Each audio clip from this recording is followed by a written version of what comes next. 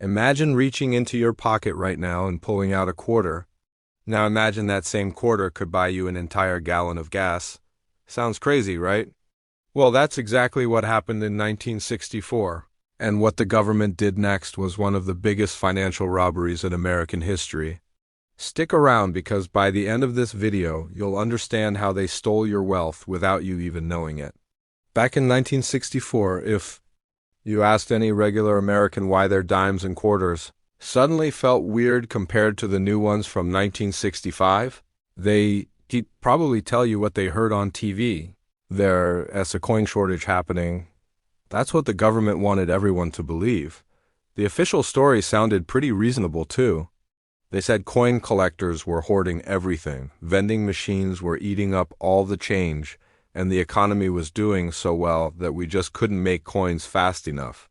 So President Lyndon B. Johnson came up with what he called a solution. He introduced the Coinage Act of 1965. This new law took away the 90% silver that was in our dimes and quarters and replaced it with something completely different, a sandwich of copper and nickel. These base metals had basically zero real value. The government sold this to the American people as just a smart fix to keep business running smoothly. But here's the truth. Just like so many stories the government told us in the 1960s, this was a complete cover-up. They were hiding something much more sinister about our economy. The United States wasn't running out of coins at all. What we were actually running out of was real money. The real reason they yanked silver out of our currency had nothing to do with vending machines. It was all because of something called Gresham's law, an economic trap that the government walked right into. Here's how Gresham's law works in simple terms. Bad money always pushes out good money.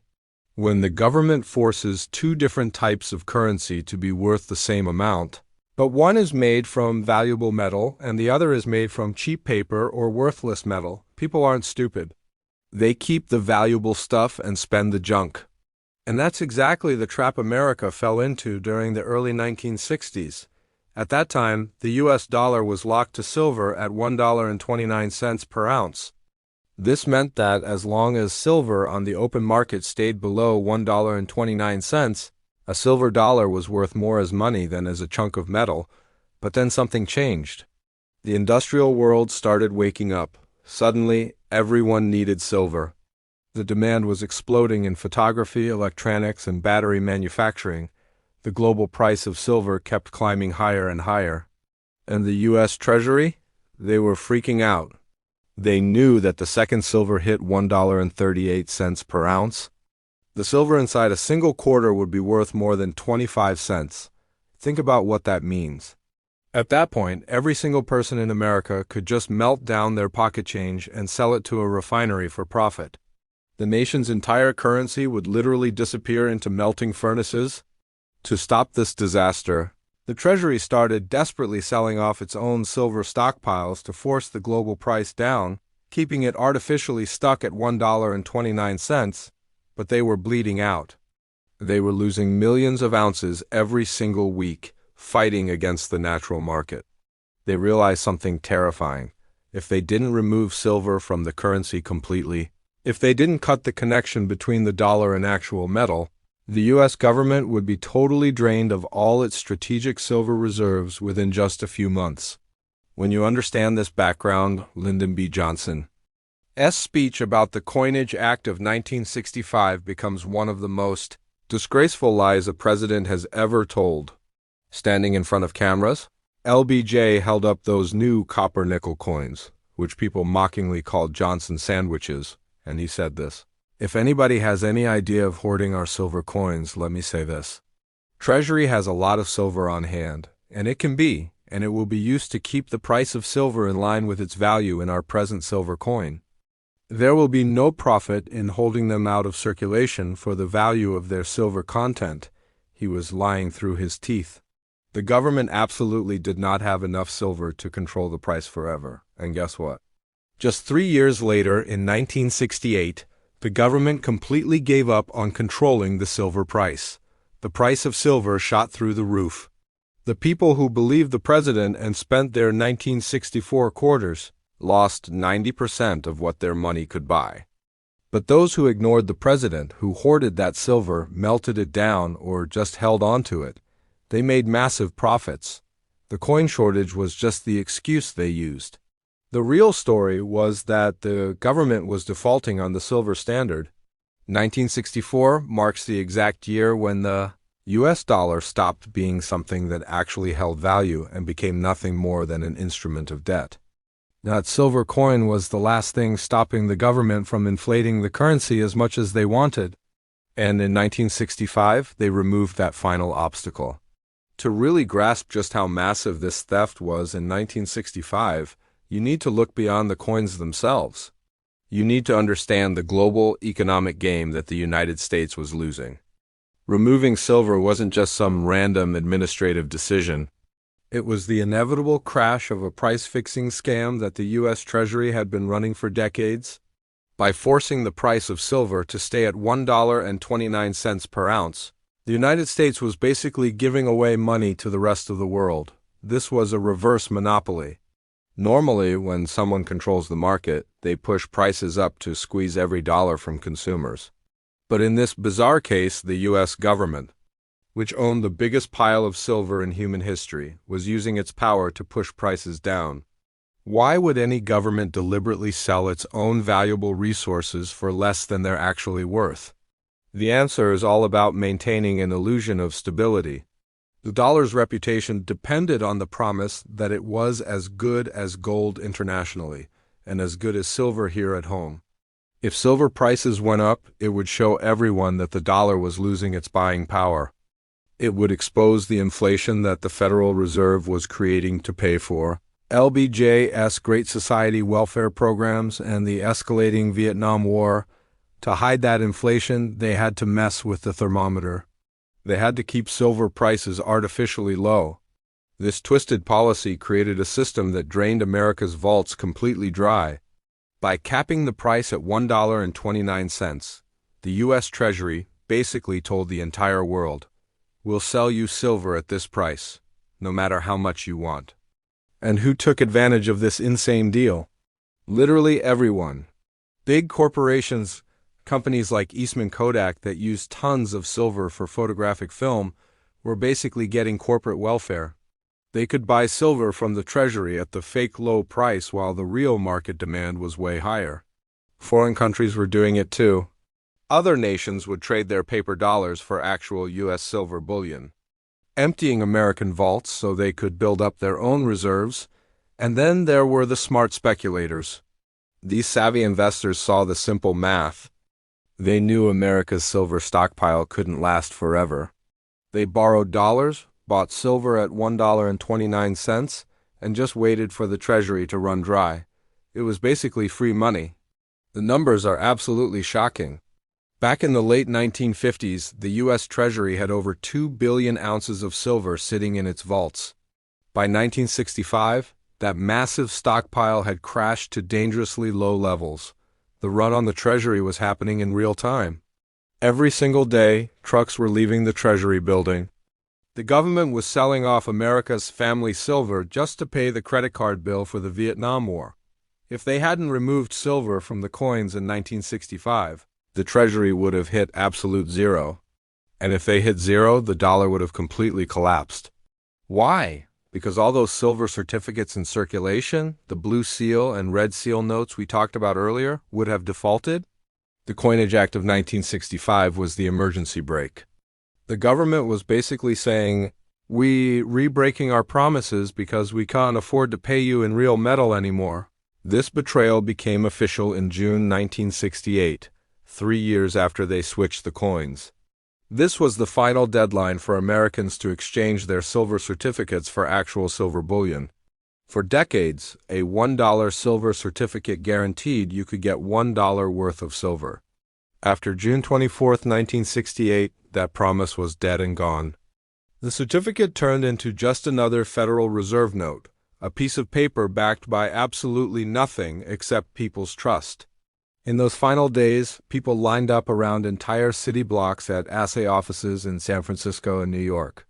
They were desperate to trade their paper for little pouches of silver granules. because the Treasury had already run out of bars and coins. If you missed that deadline, you were stuck holding worthless paper souvenirs. But those who managed to get the metal, they watched its value explode.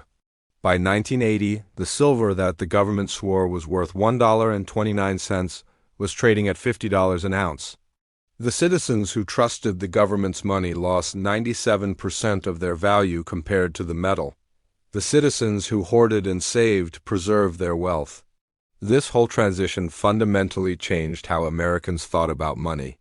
Before 1965, saving money actually meant hoarding physical coins.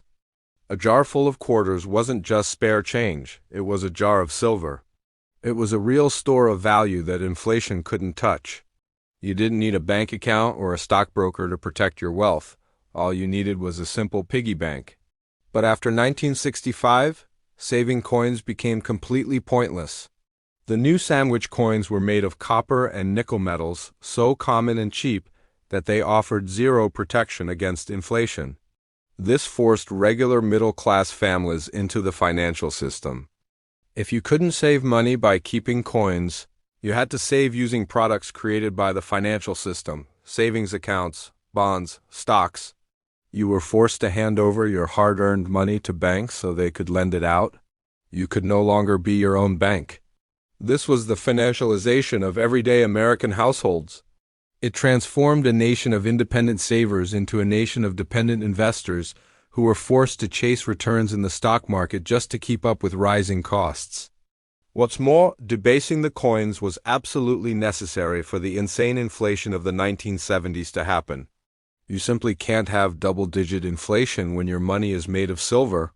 If the government prints too much paper money while coins are still silver, Gresham's law kicks in immediately, the coins vanish from circulation, and the economy grinds to a halt.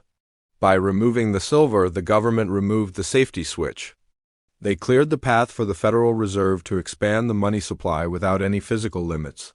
The great inflation that destroyed the U.S. economy from 1971 to 1981, where prices tripled and interest rates hit 20%, was only possible because the link to silver had been cut in 1965. Lyndon Johnson's sandwich. Coins planted the seeds of economic stagflation that crushed the middle class 10 years later. They blamed OPEC, they blamed unions, they blamed corporate greed, but the real mathematical culprit was removing the tangible anchor from our currency. What makes this even more evil is that the government knew exactly what they were doing. Internal memos from the Treasury Department at that time show that officials were absolutely terrified of the public figuring out the scam. They launched massive propaganda campaigns to discourage people from hoarding. They accused coin collectors of being unpatriotic traitors. They even considered passing laws to ban melting coins, which they eventually did. They literally tried to make it illegal for you to protect yourself from inflation.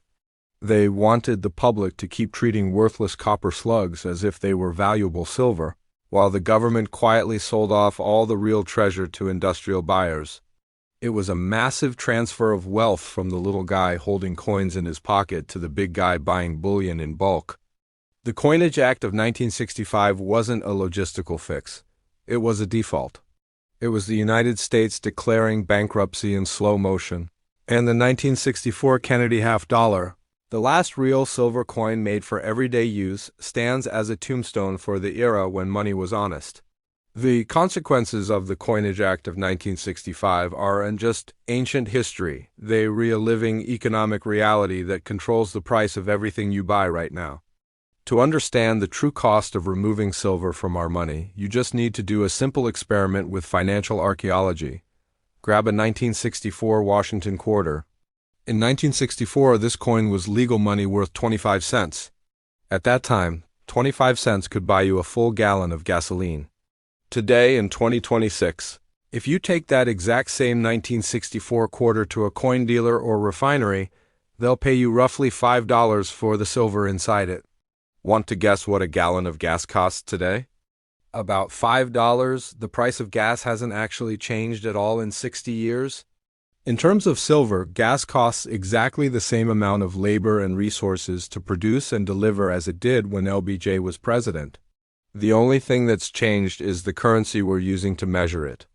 The modern sandwich quarter, that copper nickel slug in your pocket right now, has lost 95% of its value, but the silver quarter, it has kept 100% of its purchasing power. This simple test completely destroys the lie of inflation. Prices aren't rising. The dollar is falling. Removing silver was removing the truth. They broke the thermometer so the government could heat up the room without anyone being able to prove it. Right now, we're standing on the edge of a second 1965 moment. The forces of Gresham's law are attacking U.S. coins again, but this time the target isn't silver. It's copper and nickel. Just like the silver in a dime became too valuable to keep circulating back in 1964, the copper and nickel in our modern nickel is now worth more than 5 cents. The metal value of a standard U.S. nickel often jumps above 6 or 7 cents depending on commodity prices. This means the U.S. Mint is literally losing money on every single nickel they make. This is called negative seigniorage. It's the death rattle of a dying currency. When it costs the government 7 cents to create 5 cents, the math is broken beyond repair. History tells us exactly what happens next. Eventually, the government will debase the nickel. They'll switch to cheap steel or zinc, just like they switched the penny from copper to zinc. Back in 1982, when they make that announcement, all the old nickels will instantly vanish from circulation. People who understand Gresham's law will hoard them by the millions. They'll become the poor man's silver. We're literally watching the same movie play out again, just with cheaper actors. This cycle of debasement doesn't stop until the money is worth absolutely nothing. This inevitable slide toward worthlessness explains why constitutional silver, often wrongly called junk silver, is exploding in popularity. These are the pre-1965 dimes, quarters, and half dollars that got pulled from circulation. For decades, people treated them like scrap metal and tossed them in buckets at coin shops. Today, they're becoming a primary survival currency for independent individuals. Why? Because they have a unique quality that modern bullion bars don't have: practical transaction value. The removal of silver in 1965 also set up the psychological foundation for a cashless society. Once people accepted that money had no real physical value, that it was just a token of government power, moving to digital money became inevitable. If a coin is just a worthless piece of copper, why bother carrying it? Why not just use a plastic card? Why not just use an app on your phone? The physical weight of carrying money was removed, but so was the privacy and independence of owning physical cash. The final step in this process is the central bank digital currency, the CBDC. The Coinage Act of 1965 removed the soul of money, which was the silver. The CBDC removes the body of money, which is the physical cash. It completes the transformation of citizens from owners of assets to users of credit. Back in 1964, if you had a silver dollar in your hand, you owned wealth that the government couldn't shut off or control. It was yours, period. In 2026, if you have a digital dollar sitting in a CBDC wallet, you have a privilege that can be taken away if you violate a carbon quota or mess up your social credit score. The road to digital slavery began the moment they took silver out of the coins. It trained us to believe that money is whatever the government says it is, instead of what the free market proves it is. But here's the thing. The silver market is winding up for a revenge event that could make 1964 look like nothing. For 60 years, the price of silver has been manipulated through paper markets like COMEX, where billions of ounces of fake virtual silver are traded to suppress the price of the real physical metal. This manipulation lets the government and big industry maintain the illusion that the dollar is strong, but geology is fighting back. Silver is a strategic metal. It's absolutely essential for solar panels, electric vehicles, and cruise missiles. We're burning through silver faster than we can dig it out of the ground. Above-ground stockpiles are being drained. We're heading toward a real physical shortage, not a fake coin shortage. Like in 1964, when the big industrial users, companies like Tesla, Samsung, and Raytheon, can't get the physical metal they need to build their products, the paper price games will collapse. The price will have to reset to a level that actually matches physical supply and demand. Some analysts are predicting this could push silver to triple digits, $100, $200, or even higher. If that happens, that 1964 quarter won't just preserve value. It'll be the best performing investment in your entire portfolio. It's the ultimate asymmetric bet. Limited downside. It's always worth at least 25 cents face value, and unlimited upside as the dollar collapses. The lesson from 1965 is crystal clear. Governments will always choose to break their promises rather than accept the discipline of the free market. They promised the silver certificate was redeemable for silver. They lied. They promised the new coins were just as good as the old ones. They lied. They promised they would keep silver prices under control. They failed. Today, they're making promises about the safety of the banking system, that inflation is just temporary, and that Social Security is financially sound. Based on history, you should trust these promises about as much as you trust a 1965 Johnson sandwich. Don't wait for the government to announce a reform or change. By the time they make the announcement, the wealth transfer has already happened. The silver window slammed shut in 1968. The gold window closed in 1971. The next window to close will be your exit from the dollar system itself. The people who hold physical assets, whether it's those silver quarters from the past or decentralized assets of the future, are the only ones actually paying attention to the real signals through all the noise. The Coinage Act of 1965 was the crime. The inflation over the last 60 years has been the getaway car. And you're the one paying for it all, unless you choose to opt out.